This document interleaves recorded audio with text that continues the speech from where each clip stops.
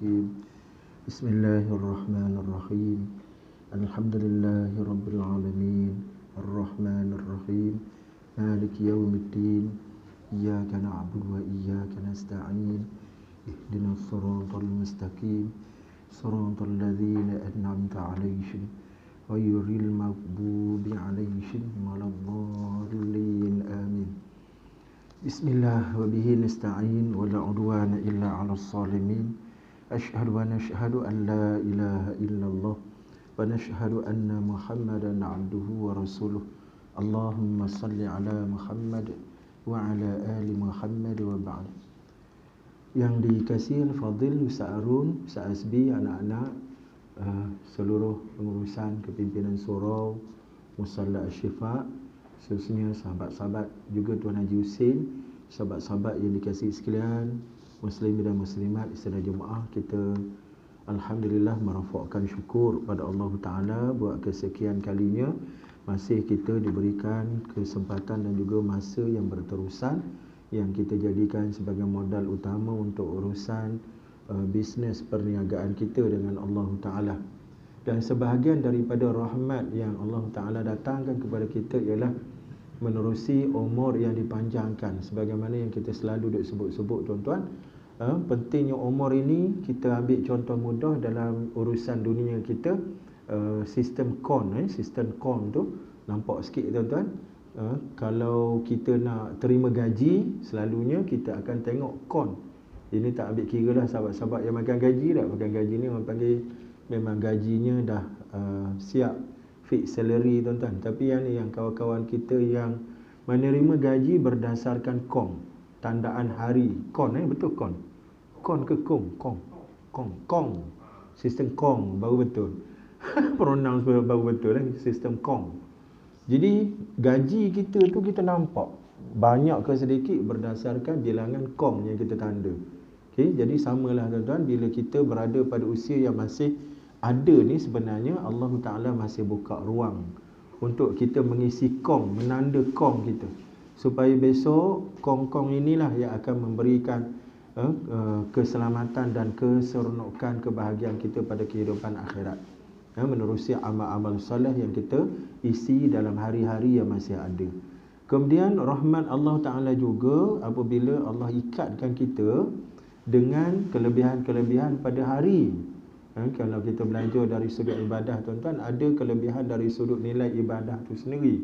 Jihad, Quran, solat, dia ada nilai-nilai kat situ. Kemudian ada satu bentuk kelebihan yang duduk pada hari. Contoh hari Jumaat lebih utama daripada hari lain, jadi penghulu hari. Kemudian kita ni dah dekat dah dengan apa? Dengan bulan Zulhijjah. 10 hari yang pertama itu hari yang utama dan penting, sehingga Allah Ta'ala jadikan sebagai alat untuk bersumpah dalam surah Al-Fajr tu kan. A'udzubillahi minasyaitonirrajim. Bismillahirrahmanirrahim. Wal fajri walayalin ashr. Demi waktu fajar dan juga demi 10 hari pertama dalam Zulhijjah. Lalu ulama kita, ada tafsir kita pergi kepada maksud malam 10 tu adalah 10 hari pertama dalam Zulhijjah. Sekira-kiranya pada hari itu amal soleh yang dilakukan tidak serupa dengan hari-hari biasa. Tak serupa. Okey. Walaupun amal soleh kita hanya sekadar menahan diri daripada maksiat. Boleh faham Kita tak buat kerja apa pun, sembahyang sekadar hak wajib itulah. Puasa sunat, payah juga nak puasa sunat ni kan. Kita bukan ahli puasa. Ada sebahagian yang diuji lagu tu. Habis dia buat apa? Dia tahan diri je. Mata jaga daripada maksiat, telinga, hidung, mulut, tangan, kaki dia tak bawa diri pada tempat-tempat maksiat. Maka bila duduk dalam hari utama itu, dia punya kelebihan pada ketika itu tidak serupa dengan kelebihan lain. Itulah dia tentang fadilat dan juga rahmat kasih sayang Allah Ta'ala. Nanti kat belakang ni ada topik berkenaan dengan rahmat Allah Ta'ala untuk kita dalami dengan lebih jauh supaya kita boleh berbaik sangka dengan Allah Ta'ala. Khususnya sekarang ni kita dalam proses nak bertemu dengan Allah, dalam proses sedang menunggu ajal kita. Maka di antara perkara yang penting sangat-sangat yang kita perlu ada dekat dengan tempoh berjumpa dengan Tuhan ni ialah ilmu tentang Tuhan. Okey, macam kita ada appointment dengan Datuk A. Jadi penting sangat appointment tu, ada urusan besar. Jadi apa keperluan kita sebelum jumpa dengan Datuk A? Kita kena kena study dulu, kena cari maklumat. Datuk A ni perangai dia macam mana? Dia punya sifat, ciri-ciri karakter dia macam mana? Supaya bila kita jumpa tu, kita boleh layan apa yang disebut sebagai sifat-sifat yang ada pada diri dia. Maka samalah kita nak jumpa dengan Tuhan ni. Nak mati, jumpa dengan Allah Ta'ala. Apa? Kita ada ilmu tak tentang Allah tu siapa? Bagaimana dia punya karakter dia, sifat-sifat Allah Ta'ala. Jadi itulah dia antara keperluan untuk kita mendalami satu bab, iaitulah rahmat Allah Ta'ala. Kasih sayang Allah Ta'ala. Jadi salah satu daripada laluan rahmat itu ialah apabila Allah memberikan kesempatan untuk kita menerusi keluasan umur dan juga masa, serta keutamaan hari-hari dan juga masa. Tuan-tuan ni. Kemudian kita yang kedua, tuan-tuan, sebagaimana biasa kita letakkan niat yang benar lillahi ta'ala, dan juga kita masukkan niat-niat ketaatan yang lain untuk mengangkat kualiti amalan yang kita lakukan ini. Biarlah amalan kita ni tak banyak, biarlah amalan kita ni tak lama, tetapi hak tak banyak tak lama tu kualitinya tinggi, tuan-tuan. Kualiti tinggi. Kita nak lawan dari sudut banyak dan juga lama, tak lepaslah kita dengan generasi-generasi awal, apa yang disebut sebagai salafus soleh. Saya ingat, tuan-tuan, Imam Sa'id bin Al-Jubair, waktu dia dikejar oleh tentera pemerintah kerana tak setuju dengan politik pemerintah Bani Umayyah ketika itu. Bagaimana dicatat dalam riwayat, beliau ini sembahyang sunat dalam Kaabah, tuan-tuan, satu rakaat 30 juzuk khatam, tuan-tuan. Satu rakaat kita pun tak sampai nak faham lagu mana boleh khatam Quran 30 juzuk satu rakaat. Kita pula 30 tahun baru sekali khatam, tuan-tuan. Itu yang tak berapa nak faham tu. Macam mana boleh habis? Ini nak cerita amalan salafus soleh. Nah, ya Imam Syafi'i 2 kali khatam satu hari bulan puasa tu, tuan-tuan ni. Jadi dari sudut banyak, dari sudut lama, memang tak lepaslah kita. Tapi kita ada ruang untuk menyamai mereka. Ruang kat mana, tuan-tuan? Menerusi niat. Itulah kekuatan dan rahmat Allah Ta'ala datang. Niat ni percuma, tuan-tuan. Kita tak bayar apa. Tuan nak pasang niat berapa? 5. Okey, bayar RM50. Tuan pula 100 niat, bayar kali 10, RM1,000. Penat kita, tuan-tuan, kalau bayar-bayar ni. Tapi dah, niat ni dia percuma. Zah datang. Yang penting kita ada ilmu. Boleh faham, tuan-tuan? Dan kita sebut perkataan salafus soleh, mereka ini sampai menghimpunkan 70 niat dalam satu amal ketaatan yang mereka buat.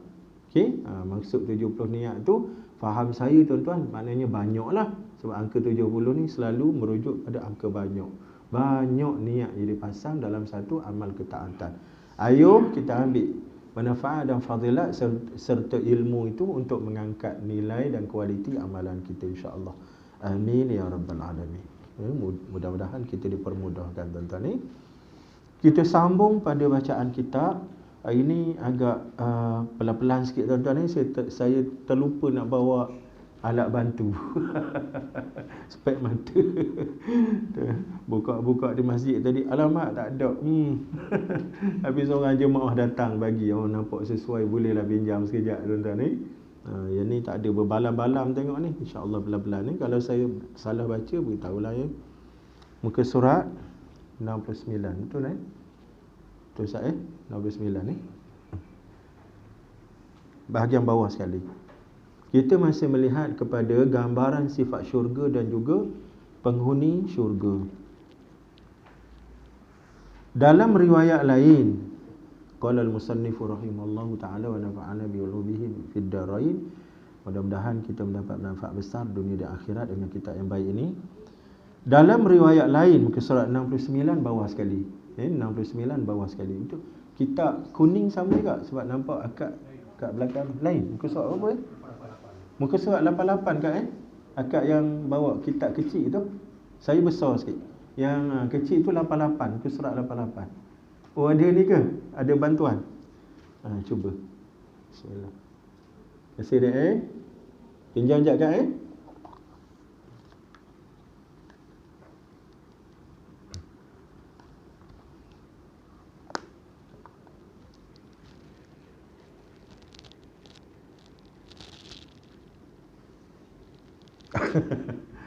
Tak boleh tak? Sakit kepala. Tak apa, pelan-pelan. Tak sama ni kot. Tak sama sisi. Terima kasih kak Akan nak makan? Adik ambil balik dek.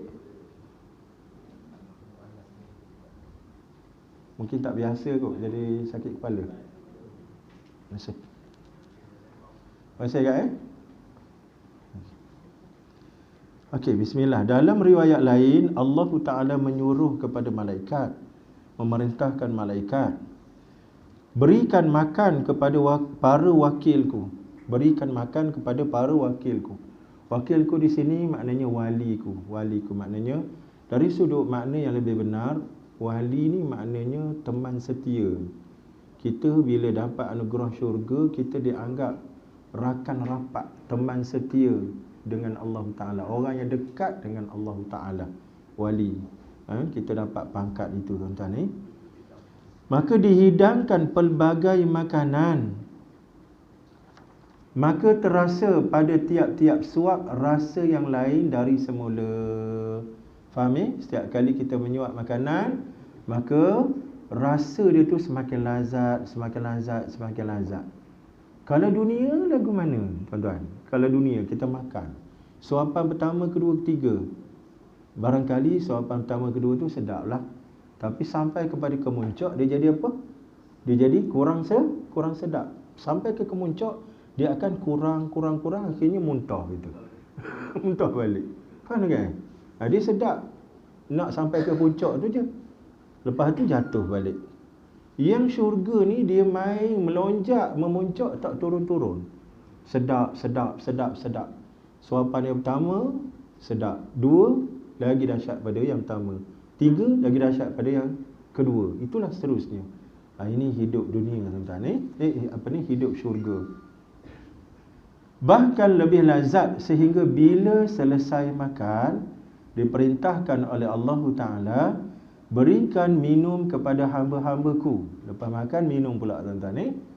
Maka diberi minuman yang dapat dirasakan kelazatannya pada setiap teguk.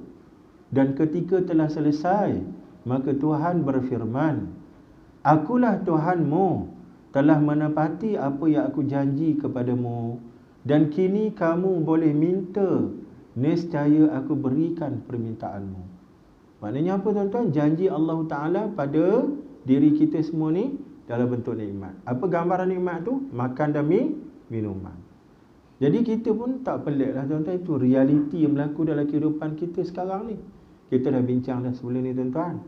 Sama ada syurga ataupun neraka, Allah Ta'ala datangkan pera. Dia punya gambaran awal. Kalau neraka ada pera neraka. Kalau syurga ada pera syurga. Kat mana pera neraka, pera syurga? Dunia lah tuan-tuan.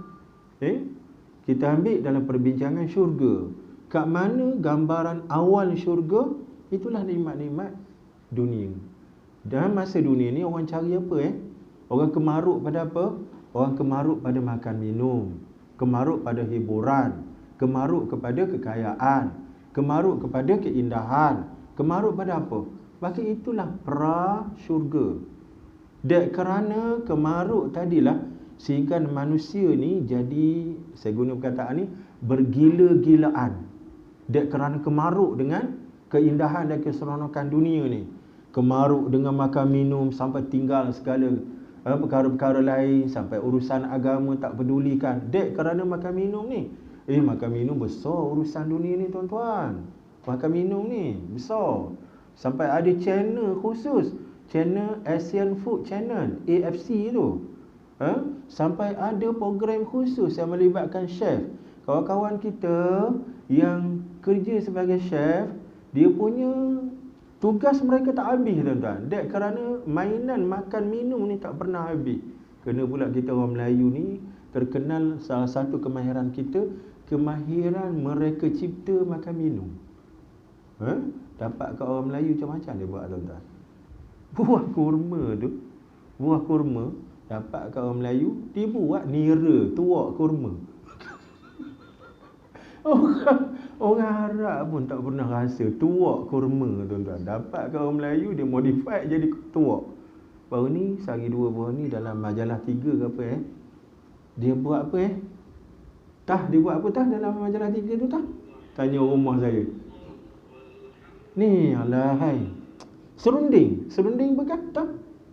Ni ada tak? Serunding apa tu? Serunding bekat? Cendawan. Serunding cendawan Ya Rabbi. Apa dah kan? Kita biasa serunding daging. Tapi dapat kat orang Melayu, ya Rabbi, memang tabik spring orang Melayu ni. Dia punya kecanggihan teknologi makan dan minum. Serunding cendawan, kita tak terfikir. Itu yang Syekh Wan dah jadi macam orang politik. Padahal dia chef aja. Dulu chef ni kita dengar anak kita nak jadi tukang masak, menung jauh kita. Apa masa depan ya kan? Rupanya chef ni jangan main jadi selebriti. Itulah dia nak cerita nikmat yang disebut sebagai makan minum. Dan itu adalah mukaddimah kepada nikmat syurga. Apa lagi nikmat lain? Banyaklah lagi. Cuma yang jadi masalahnya, dek kerana ilmu tak ada, agama senipis kulit bawang, manusia ni dek kerana kemaruk dengan nikmat mukaddimah syurga di dunia ni, sampai mereka lepaskan nikmat awak sedang menunggu sebenar-benarnya di syurga. Itu yang jadi problem, jadi masalah besar yang menyebabkan orang-orang ni menzalimi diri. Dah ni kita nak mengaji sekarang ni, kita nak mengaji, jangan sampai kita ni dikelabui nikmat mukaddimah ni sehingga kita lupa nikmat yang sebenar-benar nikmat yang namanya syurga. Dan begitulah sebaliknya neraka, yang namanya penderitaan yang sebenar-benarnya. Allahu Akbar. Jadi ini gambaran kepada makan minum. Makin makan makin sedap, makin lama makin layan tuan-tuan. Kemudian Allah suruh kita minta lagi tuan-tuan. Dan kini kamu boleh minta, nescaya aku berikan permintaan. Nak minta apa lagi Pak Haji? Dah makan minum kat depan mata tu, tak habis-habis makan minum, tiba-tiba Allah suruh minta lagi. Ya Rabbi, jawab mereka, kami minta redamu. Kami minta redamu. 2 atau 3 kali diulang. Nak minta reda. Apa maksud reda tuan-tuan? Kerelaan Allah. Kerelaan Allah. Bila dapat kerelaan Allah, itulah kunci dia tuan-tuan. Tuan-tuan boleh faham tak? Kalau dapat reda ni lagu mana? Tuan-tuan datang ke rumah saya jemput rumah saya.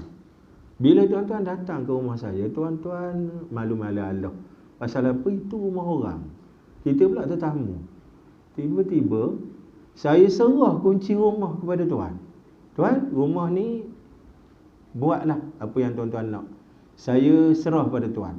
Maknanya saya bagi keredaan saya kepada tuan yang asalnya tetamu, tiba-tiba jadi apa? Jadi macam hak milik tuan-tuan sendiri. Bila dapat keredaan begitu, apa jadi pada kita? Rumah tu dah jadi bebas hak milik kita. Kita nak keluar masuk bilik-bilik mana, logilah tempat kita. Kita nak belunjur, kita nak tergolek, kita nak baring kat mana, logilah. Masuk bilik tidur, ya Rabbi dia punya. Dah lu pilu dia. Berapa kaki tuan-tuan? Ini orang punya. Dah, bukan orang punya dah. Itu hak kita. Sebab kita dah diberi keredaan tadi. Diberi kunci. Pergi ke dapur, tengok dia punya pintu ais. 3-4 pintu. Ada ke 3-4 pintu ni? Tak ada. 3-4 pintu. Tapi besar dah. Kita nak buka. Jangan orang punya. Dah, boleh buka. Pasal kita dah diberi keredaan. Hak milik. Itulah besarnya keredaan. Boleh faham tuan-tuan? Keredaan. Elok pula pagi tadi, kuliah di Damansara duk buka satu hadis tentang redha tuan-tuan. Tentang redha. Hadis Hasan tuan-tuan. Nabi SAW sebut macam mana? man kazama ghaizan wa huwa yaqdiru ala annahu yumdihi falam yumdihi mala Allahu qalbahu yaumil qiyamah ridan. Hadis Hasan ni bawah sikit pada sahih, hukumnya macam hadis sahih, kita beramal boleh buat hujah tuan-tuan. Nabi SAW sebut macam mana, barang siapa yang menahan marah dalam keadaan dia ni mampu untuk melepaskan marah dan ada keizinan untuk lepaskan marah. Tuan-tuan, bila masa kita dibenarkan marah? Bila jaga agama, bila kita nak jaga maruah kita, bila kita nak jaga kepentingan kita, kita dibenarkan marah. Tuan-tuan, marah kalau buang terus bahaya. Kita kalau tak ada marah langsung bahaya tuan-tuan. Orang luku kepala kita, orang perlecehkan kita, orang buang agama daripada kita. Kena ada marah tu. Cuma marah perlu dikawal sebab implikasi marah terlalu dahsyat. Itu yang berlaku di Sungai Besar 22 Mei yang lepas itu, pasal marah lah tu. Pasal marah yang tidak dikawal. Akhirnya saat dia bunuh skandal dia tu, dia sebenarnya bunuh diri dia sendiri. Saat dia menikam skandal dia tu, sebenarnya dia menikam diri dia sendiri. Sebab jalan hidup dunia dia habis. Itu cerita dunia lah. Akhirat lagi teruk lah tuan-tuan. Sebagaimana yang Allah sebut dalam surah An-Nisa ayat 93 tu. Jadi orang yang menahan marah dalam keadaan dia boleh untuk melepaskan marah, tapi dia kontrol, maka Allah sebut Allah janji macam mana tuan-tuan, menerusi Nabi SAW, Allah penuhkan hatinya nanti pada hari kiamat dengan keredaan. Dia reda dengan Allah dan Allah reda dengan dia. Allah. Pentinglah tuan-tuan nak dapat keredaan ni. Kita tuan-tuan dalam urusan pendidikan anak-anak, setiap kali kita atur anak-anak kita buat satu-satu kerja sebelum anak kita matang sampai usia balik tuan-tuan. Eloknya program dan aktiviti anak-anak kita atur, kita kena pandang. Takut jadi benda-benda yang tak tentu hala. Sebagaimana kita bincang tadi. Tragedi Sungai Besar tu, pembunuh baru umur 20 tahun. Yang dibunuh umur 21 tahun. Dahsyat tuan-tuan. Apa jadi pada pembunuh tu sekarang ni? Menunggu hukuman mati tuan-tuan. Berapa tahun dia kena tunggu? Kalau ikut kebiasaan dalam negara kita, 10-13 tahun baru dilaksanakan hukum. Kes yang berlaku melibatkan Kenny Ong tu kan, 2003 kejadian itu berlaku. 2016 pembunuhnya dihukum bunuh. 13 tahun menunggu hukuman mati tuan-tuan. Apa jadi dalam penjara? Dia menunggu. Ke tuan-tuan seronok menunggu tuan-tuan? Jangan. Menunggu meng masuk pasar pun kita serabut tuan-tuan. Marah lepas tu. Padahal baru setengah jam tunggu. Ini menunggu mati 13 tahun tuan-tuan. Duduk seorang-seorang dalam bilik gelap, blok abadi. Subhanallah. Itu sebab ramai orang gila sebelum mati. Dan kerana hukuman dunia. Tu kes Datuk Sasilawati. 2010 berlaku pembunuhan. Sampai sekarang pembunuhnya masih belum digantung. Tapi proses undang-undang dah habis dah. Peringkat yang terakhir Federal Court dah habis, dah selesai dah. Tunggu nak gantung je tuan-tuan. Kecuali kalau dia dapat syafaat. Apa syafaat tu? Royal pardon tu, pengampunan diraja. Tapi logik akal kata payah kes dia ni kan. 4 orang sekali dia bakarnya. Dia bakar 4 orang sekali tuan-tuan. Datuk Sasilawati, pemandu peribadi dia, pengawal peribadi dia, dan seorang lagi pegawai bank tu. Allahu Akbar. Dia lomor tahi lembu pada tubuh tuan-tuan. Nak bagi bakaran tu rata pada tubuh. Akhirnya jadi debu, jadi abu betul mayat. Buang di sungai, di Banting, sungai apa, sungai Sepat ke apa. Dah 13 tahun dah. Tak dilaksanakan lagi hukum. Menunggu saja pun satu hal dah. Ini dahsyat tuan-tuan. Jadi anak-anak ni kita kena jaga. Jangan sampai anak-anak kita terlanjur dalam kes Sungai Besar. Saya duk cari kes-kes yang berlaku dalam masyarakat kita tuan-tuan. Kes pada tahun, ada saya buat catatan sikit tuan-tuan. Pada tahun 2019, November 2019, 3 orang remaja umur 13 tahun. Tengok anak kita 13 tahun. Ada 13 tahun anak-anak sini? Ada tak? 13 tahun. Ada tak? Tingkatan 1. Adik bagi spek kat ustaz tadi berapa umur? Umur setahun? Jangan. Tingkatan 1. 13 tahun anak kita. Umur 13 tahun tuan-tuan. Tiba-tiba dibawa ke mahkamah 302 kanun keseksaan. Hukuman gantung sampai mati. Pasal apa tuan-tuan? Bunuh kawan satu tahfiz umur 7 tahun. Dicekiknya leher, dihempaknya, dia buat macam wrestling tu tuan-tuan. WWF. Mati budak tu. Dia kerana cemburu. Tengok hak umur 7 tahun ni lebih rapat, lebih disayangi oleh pengetua. Sampai begitu sekali tuan-tuan. Anak kita mana faham? Mana tahu implikasi hukum? Mak ayah tak pernah bawa mengaji. Saya ucap tahniah lah tuan-tuan bawa anak-anak tempat pusat-pusat pengajian. Sebab bukan setakat mak ayah je yang perlu tahu benda-benda macam ni. Anak-anak kena tahu tuan-tuan. Anak-anak kena tahu. Pasal apa? Marah kalau kita bincang bab marah tuan-tuan. Marah ni kalau dia masuk dalam diri, dia akan pergi kepada kemuncak tindakan. Kemuncak tindakan tu apa tuan-tuan? Dia akan lepaskan kemarahan dia sehabis-habisnya. Sehabis-habisnya. Itu yang melibatkan bunuh tu. Kalau ada pisau kat sebelah, dia campai pisau. Kalau ada batu kat sebelah, dia hempuk dengan batu. Kalau duduk di bangunan tinggi, dia tolak kawan tu daripada bangunan tinggi. Pasal apa? Marah. Marah ni apa tuan-tuan? Setan. Setan. Nanti kalau kita bincang bab marah, clear bab tu. Agama ajar secara jelas. Tapi lambat lagi lah nak sampai ke marah. Dekat separuh nota gitu ni. Ini mahu 10 tahun, 15 tahun baru sampai tuan. Bincang bab marah. Kat belakang ni. Penangan marah. Setan masuk dalam tubuh, menghembuskan, mengawal kita daripada dalam. Akhirnya orang ni dah akan bertindak di luar kawalan. Tengok ni sehari dua ni kita sedang menunggu Aidil Adha. Aidil Adha, korban kan? Satu peristiwa Aidil Adha yang kita ingat. Peristiwa apa tuan-tuan? Peristiwa pembunuhan Qabil terhadap Habil. Kenapa dibunuh? Sebab dengki, marah. Dengki dan marah kerana Habil punya korban diterima oleh Allah dan dia punya korban Allah tak terima. Padahal salah dia juga. Dia bermudah-mudahan pada tuntutan agama.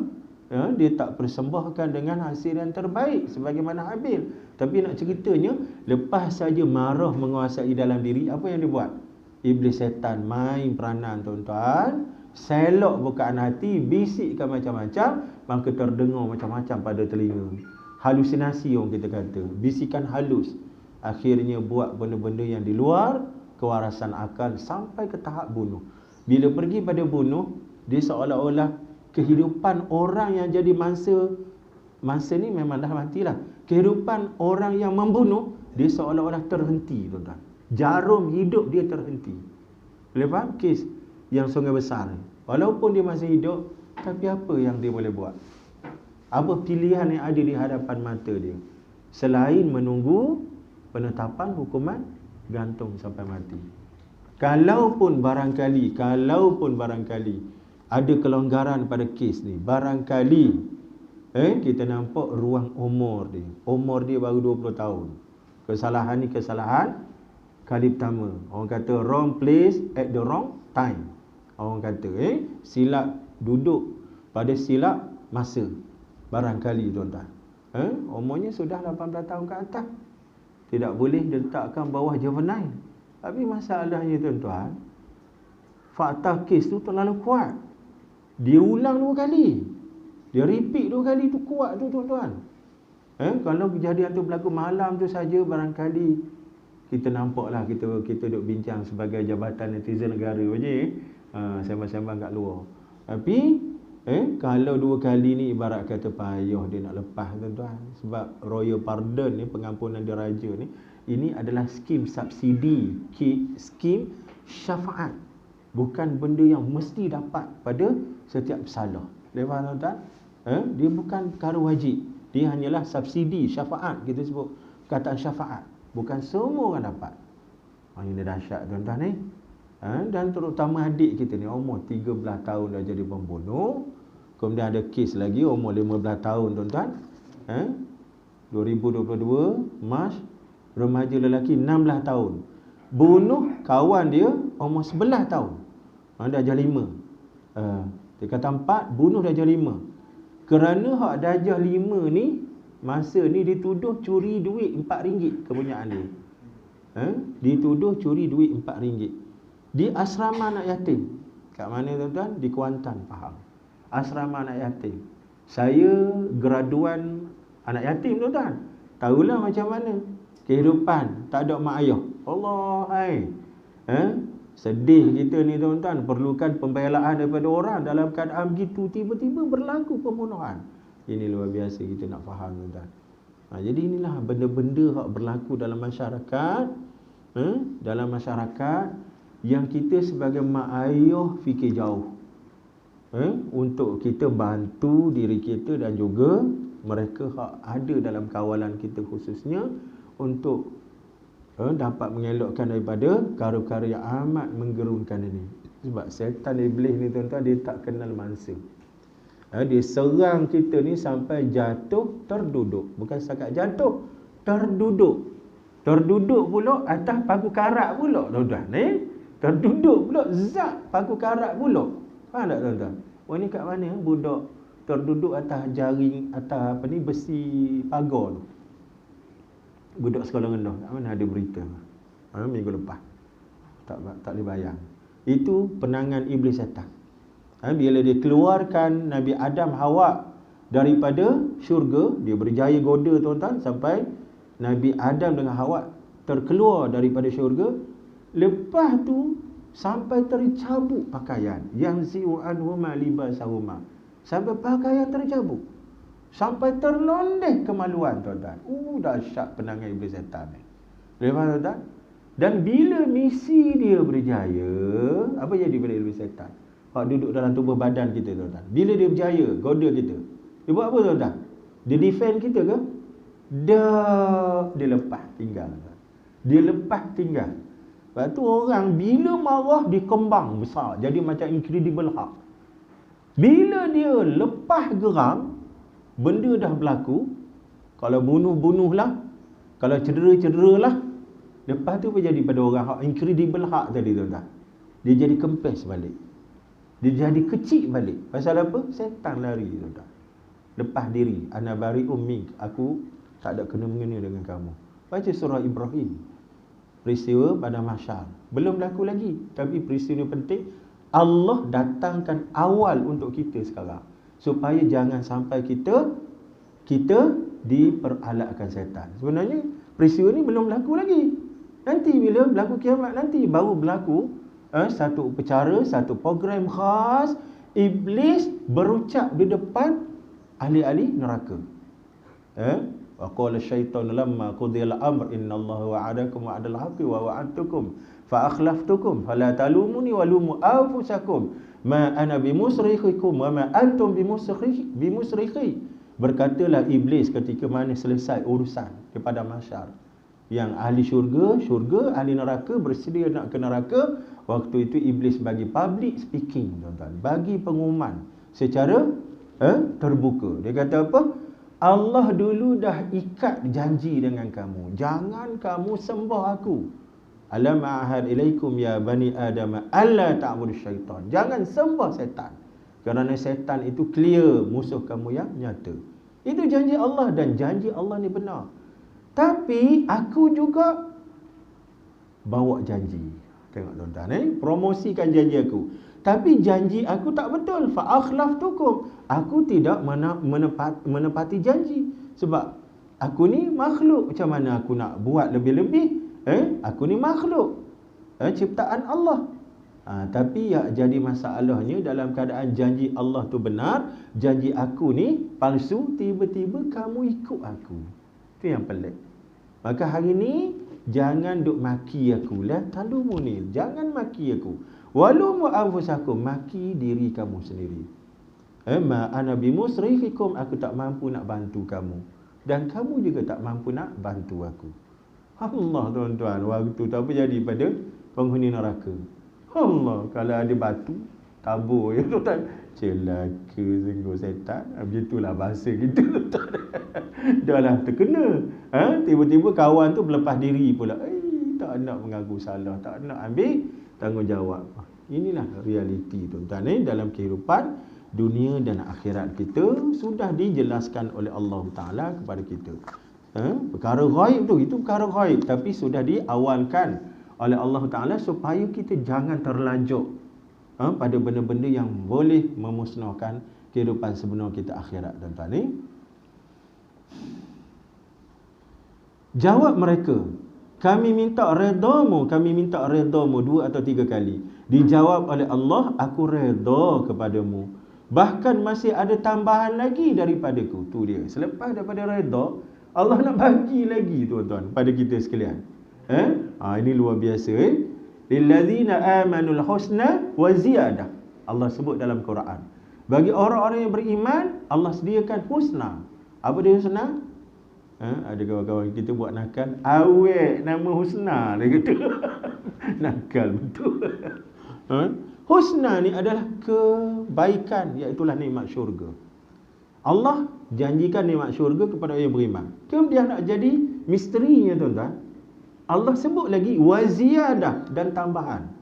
Sedangkan kita faham syurga ni kemuncak. Apa lagi tambahan kepada kemuncak nikmat? Tambahan apa lagi? Maka di situlah ahli-ahli tafsir datang memahamkan kita, rupanya yang disebut penambahan itu adalah ru'yatullah, memandang Allah dengan pandangan telus. Boleh faham, tuan-tuan? Memandang Allah dengan pandangan yang tidak ada perantaraan, tanpa sebarang hijab. Tuan-tuan ni. Kemudian pada hari ini aku muliakan kamu dengan kehormatan yang terbesar dari semua yang telah kamu terima. Maka dibukakan hijab sehingga mereka dapat melihat zat Allah sekehendak Allah. Allah buka kepada kita tengok dia, tuan-tuan, tanpa ada perantaraan, tanpa ada hijab. Kalau saya ni, tuan-tuan, sekarang saya perlukan bantuan. Bantuan apa? Spek mata. Nak bagi nampak jelas, besar sikit nampak depan mata tak? Ada perantaraan.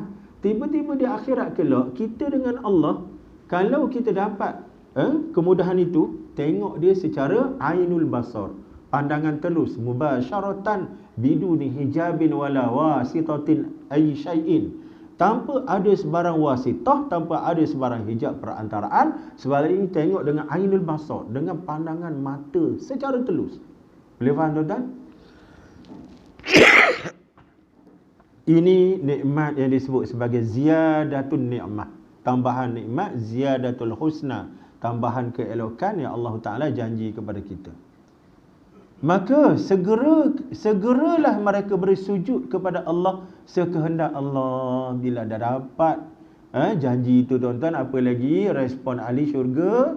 Syukur sangat-sangat, pakat duk sujud belaka. Sehingga Allah menyuruh mereka, angkatlah kepalamu, sebab kini bukan masa beribadah. Maka di situ mereka lupa. Maka di situ mereka lupa pada nikmat-nikmat yang sebelumnya, dan terasa benar bahawa tidak ada nikmat lebih besar daripada melihat zat Allah yang maha mulia. Tuan-tuan, betul sungguh, tuan-tuan. Hari ni antara perkara yang paling misteri pada kita ialah Allah Ta'ala. Okey, paling misteri. Kenapa paling misteri, tuan-tuan? Sebab dia ni tak nampak depan mata kita. Malah dalam pengajian agama, bila kita duk ikut didikan bimbingan arahan agama ni, agama arahkan kita buat apa, tuan-tuan? Bila kita fikir tentang Allah, jangan cuba-cuba bayangkan. La tatafakkaru fi zatillah wa tafakkaru fi khalqillah. Jangan cuba bayangkan. Saya arwah mak saya waktu budak-budak dulu, tuan-tuan, dia ajar mudah sangat. Dia kata setiap lintasan khayalan nak ada pada kita, itu setan. Allah ni lagu mana? Hak tak nampak dia bayangkan. Bila kita fikirkan tentang Allah, kosong, tak nampak apa. Tak nampak apa. Nak bentuk lagu mana tak apa. Itulah dia Allah Ta'ala. Iaitulah tak dapat dibayangkan. Bukan Allah tu kosong, tidak. Tapi tak dapat dibayangkan. Faham misteri tak, tuan-tuan? Kita percaya sungguh-sungguh terhadap satu benda yang tak pernah kita nampak depan mata. Sehingga kan percaya tu bukan kaleng-kaleng. Sehingga kan ada orang sanggup mati syahid kerana percaya itu. Sampai sanggup orang ni lupa pada keutamaan yang lain tolak hawa nafsu, tinggal tuntutan yang lain, kerana kepercayaan dia pada suatu benda yang dia sendiri tak pernah boleh tengok, malah tak boleh bayangkan. Saya sebut pada tuan-tuan, saya dalam kereta perjalanan pergi tempat kerja tuan-tuan di Pekan Batam Berjuntai tu, kawasan tu ramai India sikit tuan-tuan. Jadi kadang kita sama-sama berhenti dekat traffic light, lampu merah tuan-tuan. Kadang-kadang lampu merah, lampu kuning, hijau je tuan-tuan. Tak kira tak ada lampu merah dah, pakai hijau semacam haji. Tapi hari kita baik, merah-merah lah tuan-tuan. Kita sama-sama berhenti dengan kereta sebelah tuan-tuan. Kereta sebelah, tunggu lampu hijau. Pandang juga sebelah, siapa member kita ni, sama-sama nak tekan minyak ni. Tengok apa tuan-tuan? Tengok patung duduk depan atas dashboard dia tu. Patung, biasanya 3 lah patung tu. Dewa pencipta, dewa rezeki, dewa pemusnah. 3 ada kat situ. Jadi apa yang kita bayang tuan-tuan? Kita bayangkan orang tu orang beragama, dia ada agama, tapi kaedah dia bertuhan, dia tunjukkan Tuhan dia lagu mana. Dia bentukkan Tuhan dia dalam bentuk idol, dalam bentuk berhala, patung tu.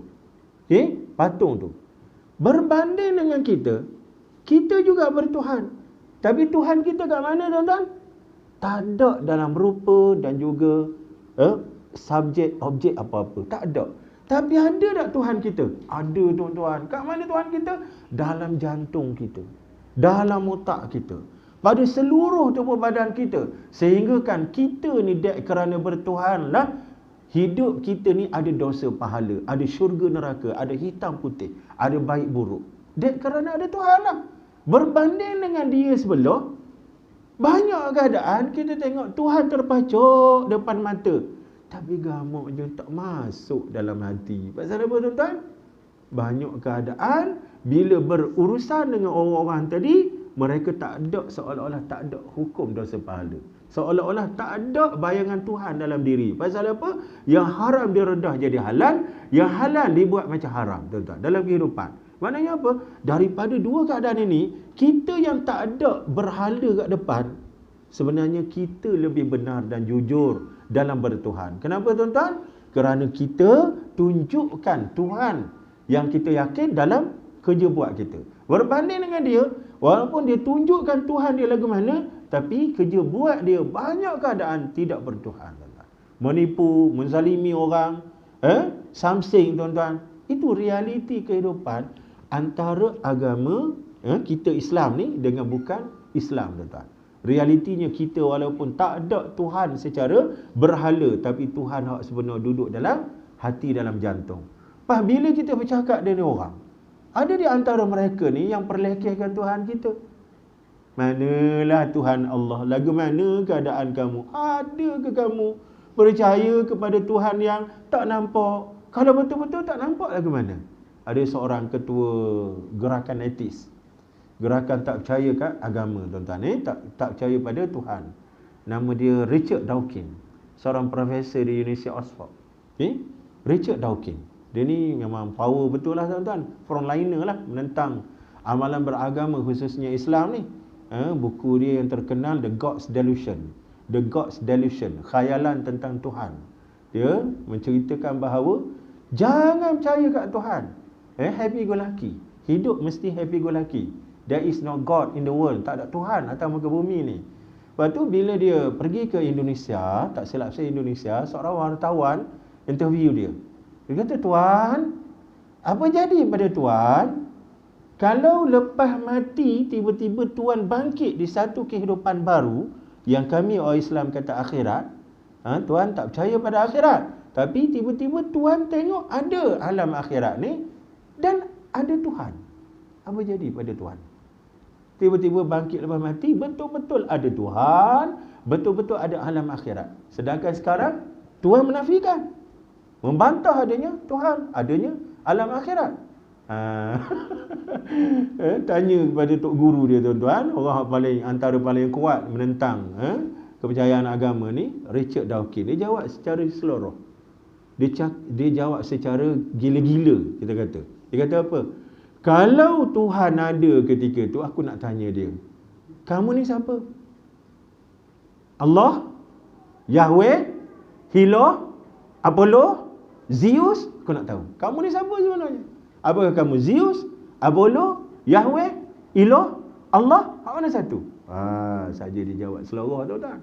Kemudian aku nak tanya kamu, hei Tuhan, ketika orang hidup susah di dunia, ada yang dia aniaya, dibunuh, dia aniaya, dibakar, dibom, diperangi, kebuluran, macam-macam. Kamu buat apa? Nampak tak tuan-tuan? Cara dijawab. Itulah hujah manusia yang menolak Tuhan. Mereka percaya kalau Tuhan ni wujud, nescaya kezaliman tidak akan ada sebab dikawal oleh Tuhan. Kalau Tuhan tu wujud, Tuhan tidak akan menyembunyikan diri. Sebab dia wujud, dia Tuhan. Itu cara berfikir dan beragama orang-orang bukan Tuhan. Yang kita orang Islam, kita percaya Tuhan tak tunjukkan diri, pasal itulah dia ujian. Kalau tunjuk diri, tak ada dah lah lawan Tuhan. Kalau tunjuk diri, neraka kosong tuan-tuan. Bubar je lah neraka tu, tak ada orang nak masuk. Boleh faham tuan-tuan ni? Kerana adanya orang lawan Tuhan ni lah neraka tu ada. Jadi macam mana? Antaranya Allah menunjukkan dirinya ada tapi tidak menzahirkan. Tunjuk dia pada kesan-kesan kewujudan dia. Itu kaedah dia. Maka ini cara kita meyakini Allah, bahawa kita tak pernah tengok Allah, tapi kita selalu tengok kesan-kesan kewujudan Allah. Macam kita dengan COVID-19, kita tak pernah tengok COVID-19. Kakak pernah jumpa COVID-19 ni? Kalau ada, akak bawa sekilo kat saya. Ada akak? Ustaz pula sekilo dia kata kan. Nak jumpa kat mana? Tapi kenapa kita takut berbenar? Pakai mask, jaga penjarakan, vaksin, macam-macam tu. Kenapa tuan-tuan? Sebab kita tengok kesan kewujudan. Apa kesan kewujudan COVID? Cari pasal betul. Matilah Ustaz. Cari pasal nak ceritanya kesan kewujudan. Sama dengan Allah Ta'ala. Kita tak nampak dia, tapi kesan kewujudannya berada di mana-mana, sedekat diri kita sendiri. Wa fi anfusikum afala tubsirun. Inilah realiti kita beriman dan bertuhankan Allah Ta'ala. Tiba-tiba hak kita nak sangat tengok Tuhan, itulah nikmat hak kita diberikan dalam syurga Allah Ta'ala, ru'yatullah. Lega ke tidak? Ya Allah, lega tak lega tu sampai tenggelam habis nikmat makan sedap, minum sedap, berhibur sedap, segala kesedapan lain sampai tinggal habis. Sebagaimana realiti kehidupan dunia, apabila jatuh cinta sayang kita kepada satu-satu orang, sampaikan kita ni jadi gila bayang, kata angau tuan-tuan. Akak kan cuba ingat balik zaman kita duk cinta dengan pakcik kita, dengan cik abang kita. Tak ingat dah? Macam mana cinta kita pada cik abang. Dah, di dunia ni ada kisah Laila Majnun. Ada kisah apa? Romi Juli. Tuan-tuan, kisah yang membayangkan kecintaan yang sebegitu luar biasa sehinggakan orang sanggup buta mata daripada setiap benda yang lain, sebaliknya hanya nampak kecintaan dia seorang-seorang depan mata. Tu kan ekspedisi kan, ada lagu tu kan, CINTABUTA, tak bermata, cinta itu buta tak bermata. CINTAGILA, pada harta sebenarnya. Mati dah maknya tu kan. Allahu Akbar. Tapi ramai pula dia punya bakat maknya tu sekarang ni. Tu dia. Nak ceritanya cinta tu buta. Maka orang yang sampai ke tahap, kita sebenarnya kita diajar untuk beragama sampai ke tahap kita cinta pada Allah. Kan dua laluan pada urusan agama. Bagaimana kita nak datangkan iman dalam diri kita, ada dua kaedah, ada dua laluan. Yang pertama ditunjukkan oleh alim ulama, yang pertamanya melalui cara kita cinta pada Allah.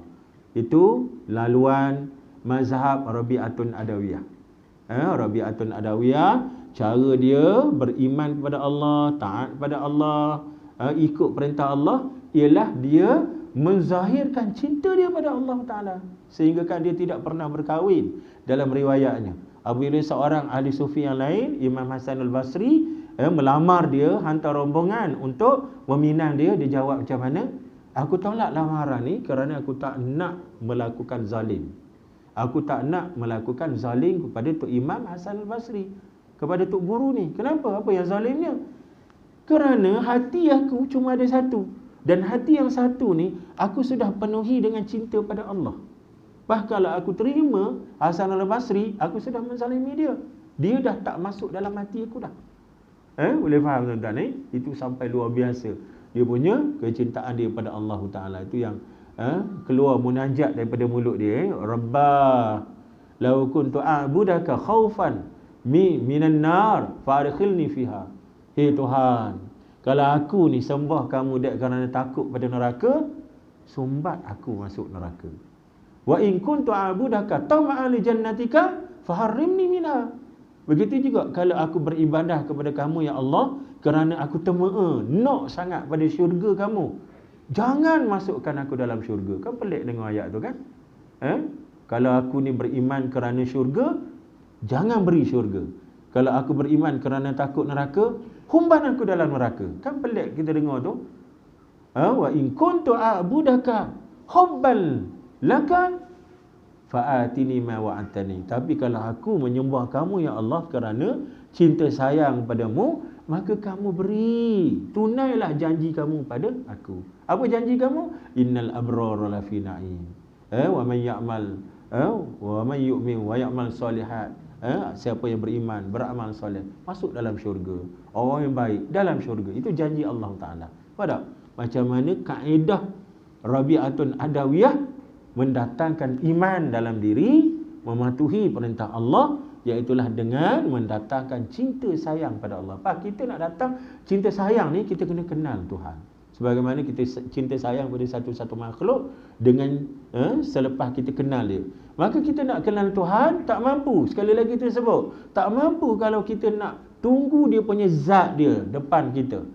Tapi kita boleh menerusi sifat yang ditunjukkan oleh Allah dalam menjadikan alam semesta, sifat rahmat, sifat kasih sayang, sifat adil, sifat cakna dia pada kita. Itu semua sifat-sifat yang menjadi laluan untuk kita mendatangkan kasih sayang kita kepada Allah Ta'ala. Boleh faham tak? Itu kaedah yang pertama. Kaedah yang kedua, dalam keimanan ini, iaitulah kita takutkan Allah, khaufu min Allah. Itu kaedah yang kedua. Okey? Kaedah yang dipelopori oleh Imam Hasanul Basri. Hasanul Basri, kalau kita nak jadi baik, nak taat patuh sepenuhnya, kena datangkan gerun dan takut kita pada Allah Ta'ala. Sekali lagi tuan-tuan, nak datangkan sifat gerun takut ni, kena kenal Tuhan, menerusi kerja buat Allah Ta'ala dalam kehidupan kita. Itu dia kaedah dia tuan-tuan ni. Maka inilah antara kelebihan dan juga nikmat yang cukup besar. Suatu yang kita amat sangat nak tengok, tiba-tiba Allah buka peluang itu dalam syurga Allah. Dan terasa benar bahawa tidak ada nikmat lebih besar daripada melihat zat Allah yang mulia. Kemudian mereka kembali ke tempat penginapan masing-masing, rumah istana masing-masing. Maka semerbak bau harum dari bawah arash, dari bukit kasturi yang putih, dan ditaburkan di atas kepala mereka, di atas ubun-ubun kuda mereka juga. Maka apabila mereka kembali kepada isteri-isterinya, pasangan-pasangannya, terlihat bertambah indah lebih dari semula. Apa yang berlaku tuan-tuan? Balik ke rumah daripada bertemu dengan Allah, tengok pasangan-pasangan yang duduk di rumah tu lagi comel daripada mula-mula tinggal rumah tadi. Tinggal rumah tadi nampak macam era Fazira bini aku ni. Balik-balik rumah macam lepas era apa? Bukan era lah, lepas era apa? Kak bagi kat seorang. Dia lupa. Tak ingat tu sebab dah bini orang, tak ingat Balik-balik tengok Nilofa. Garu kepala. Tadi era Fazira, awak pula Nilofa dalam rumah. Ingatkan orang lain, rumah lain, rupa-rupanya lagi comel Kak. Boleh faham kan? Yang isteri kat rumah pula tengok-tengok suami kat bawah. Tadi aku tengok dia macam Aaron Aziz. Balik-balik tu tengok lepas Hairul Aziz apa? Ya? Ustaz Wadi. Bakar tengok. Sebaik sebut Ustaz Wadi, tak sebut Ustaz Adeline. Tengok beri salam kat bawah Ustaz Wadi. Mentang-mentang Ustaz Wadi bujang kat ni. Kat sini ramai lagi orang bujang. Ustaz Wadi. Allahu Akbar. Agak comel dulu semakin bertambah kat ini. Pelik syurga ni. Macam kita ni pukul 8.30 kita sampai sini. Sekarang pukul 9.40. Lagi tua kan? Ke lagi muda kan? Lagi tua kak. Jangan cari pasal. Lagi tua kita ni. Kuku lagi panjang. Janggut makin putih. Banding dengan pukul 8.30 tadi. Tapi syurga terbalik. Kan pelik tu kak? Kelebihan dia. Isteri-isteri kita ni tak pergi ke jumpa tengok Allah? Ingat isteri-isteri kita ni bukan sekadar manusia, termasuk juga makhluk-makhluk syurga. Kan pasangan hidup di syurga tu termasuk daripada rupawan syurga. Kan kita dah bincang dah. Isteri hak kita ada di dunia ni samalah akak, biasa saya sebut isteri, akak fahamkan suami kan isteri yang ada di dunia, akak pun faham suami yang ada di dunia. Terbalik kan ilmu cepat sikit kita pusing ayat tu Isteri yang ada di dunia atau suami ada di dunia, buatan apa kan? Buatan apa? Sebut dah dulu. Tu nampak macam tak apa nak nak masuk syurga. Buatan apa? Suami isteri yang ada di dunia, buatan air mani kak. Betul tak kak Kan ada akak dari bulu betung. Daripada buih. Tak ada air mani belaka kita ni. Mimma'in mahin. Dalam keadaan kita air mani, tapi subhanallah, comelnya kita, seronoknya pada rupa paras kita. Sampai ada watak Juliet dan Romeo tadi. Ada watak Laila Majnun tadi. Dalam keadaan kita asalan air mani. Air yang disebut oleh agama sebagai air hina. Mahin, daripada air hina. Tapi dia punya kejadian kita comel. Ahsani takwin. Boleh faham kan? Tiba-tiba makhluk dalam syurga dari apa kak? Dari air mani ke? Daripada miski, kasturi, za'faran, kita sebut king of herbs, raja herba. Kafura, Buya Hamka kata kafura ni adalah kapur barus, wangian yang menyerap busuk yang merebak dalam udara. Itu buatan penghuni syurga. Allahu Akbar. Satu lagi apa? Misik, kafura, za'faran. Satu lagi? Ada satu lagi. Ambar. Wangian ambar. Saya tak berapa clear wangian ambar ni macam mana. Ambar. Bau wangi lah. Inilah dia. Maknanya wangi-wangian makhluk dalam syurga ni. Akak akan dapat suami daripada ni. Kalau suami kita tak ikut kita dalam syurga lah. Boleh faham tak saya akan dapat pasangan hidup daripada makhluk ni kalau isteri saya tak ikut saya ke syurga lah.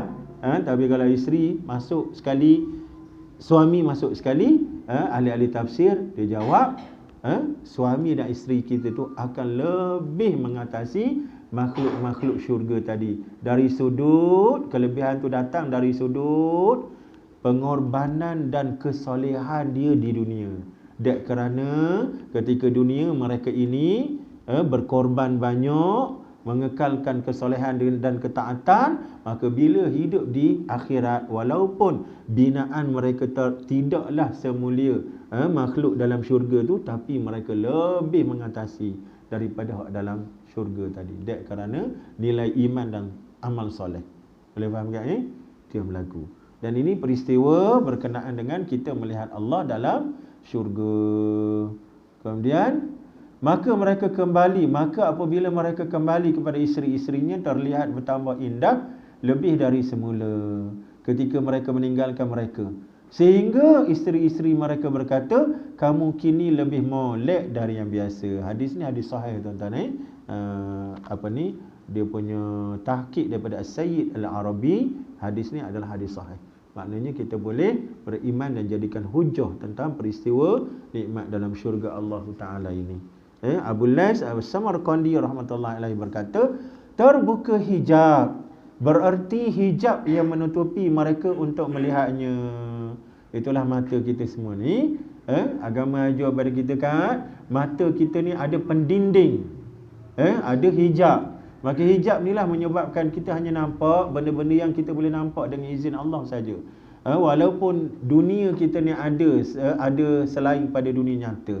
Ada dunia jin, ada dunia malaikat, ada dunia alam malakut semua tu. Tapi kita tak mampu nak tengok pasal apa? Sebab mata kita di dinding. Maka sampai masa nanti hijab itu diangkat oleh Allah Ta'ala. Di dunia pun ada orang yang Allah Ta'ala berikan, nak kata kelebihan pun tak boleh juga kat. Kadang-kadang benda ni jadi ujian besar.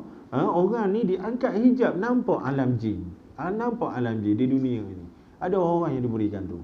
Nak kata kelebihan pun tidak juga tuan-tuan kecuali memang orang tu atas nama kesalehan dan walinya lah, tu lain lah. Dan erti melihat kepadanya, yakni melihat kebesaran yang belum pernah terlihat sebelumnya. Ini pandangan Imam Abu Lais. Dalam masalah melihat Allah Ta'ala, Imam Abu Lais, iaitu pengarang kitab ni, dia berpendapat bukan tengok zat Allah sebenar-benar tengok, tapi melihat kebesaran Allah. Dia faham tapi dia jujurlah. Imam Abu Lais dia jujur. Beliau jujur. Walaupun begitu dia punya pandangannya, tapi beliau tetap bawa pandangan ahli ilmu, iaitu alim ulama yang lain, mengertikan bahawa melihat Allah itu ialah melihat zat Allah tanpa sebarang perumpamaan. Maknanya melihat zat Allah tanpa ada misal, tanpa ada misal dengan misal-misal yang lain. Tak adalah bila kita tengok Tuhan besok dalam syurga, macam apa macam Arthromebius lah dia ni, ya Allah. Macam alien lah. Tak ada tanpa ada sebarang perumpamaan. Jadi bila kita sebut di sini, lagi misteri dalam kepala kita. Lagu mana Tuhan? Lagi misteri. Maka misteri itu perlu dirungkaikan dengan kelayakan kita untuk melihat Allah. Bagaimana? Apa syarat kita layak tengok Tuhan? Mati dalam keadaan bawa iman yang benar, tanpa syirik, nifak, dan juga bawa amal soleh. Boleh faham tak? Dan sekarang kita sedang usahakan itu. Kita datang ke sini dan buat kerja-kerja baik yang lain, kerana bekalan untuk melihat Allah lah antaranya. Okey, setakat ni sajalah untuk hari ini, tuan-tuan. Ada apa-apa tuan-tuan nak tambah?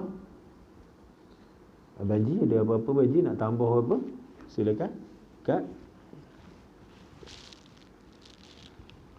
Ada Baji? Zat Allah. Allah ni tak ada bertempat. Persoalan sekarang, adakah Allah ni kita di surga atau sekarang berada di mana-mana? Allah Akbar. Yang pertama. Yang keduanya sekarang ni kita jadi Allah dan kita Allah. Kita ambil kita Said bin Mu'affah. Allah Akbar. Macam mana tu? Said bin Mu'affah. Macam mana cerita dia? Haji Mabrur. tak faham, tak clear. Lagi sekali aja. Sekarang ni Said bin Mu'affah, dia tak pergi haji. Tapi dia boleh mabrurkan 700 orang haji. Oh, yang kisah tu, kisah mimpi tu.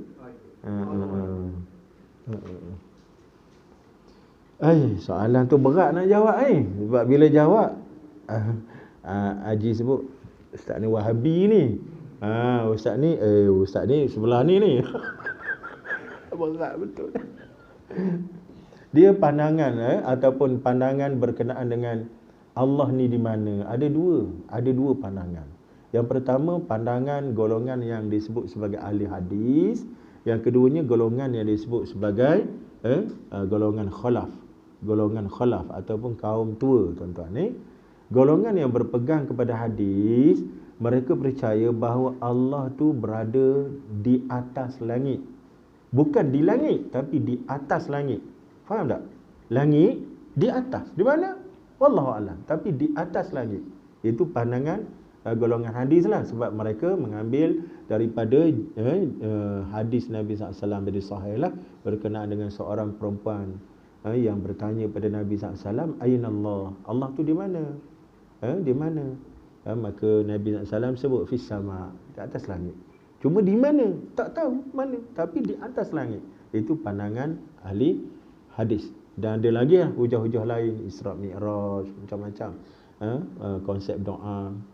Jadi kita ambil secara umum gitu. Itu pandangan yang pertama. Pandangan kedua, mereka mengertikan zat Allah ni tidak di mana-mana. Wujud bila makan, wala zaman. Wujud Allah tanpa ada sebarang tempat dan tanpa terikat dengan masa.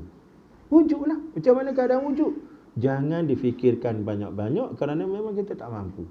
Jadi terima bahawa Allah ni wujud. Bagaimana wujud? Bagaimana tu dia jangan ditanya. Soalan tentang bagaimana jangan ditanya. Sebab otak kita, kemampuan kita lemah untuk menafsirkan bagaimana. Kaifa. Itu kaedah yang dibawa oleh golongan kaum tua lah, golongan khalaf. Boleh aja saya sebut yang tu. Soalan yang kedua, saya tak ingat dah kisah tu. Tentang Sa'id tu yang tak pergi haji, kemudian dia bermimpi kan, malaikat duk bincang kan. Dia kata ramai orang pergi haji ni tak dapat haji mabrur kan. Saya tak ingat dah yang tu. Ya? Dia semua haji mabrur. Tapi dia nak kita nak ambil ni, janji Allah tadi tu. Walaupun dia tak pergi haji, dengan cinta Allah, dia boleh bercinta pada dia tu. Ya.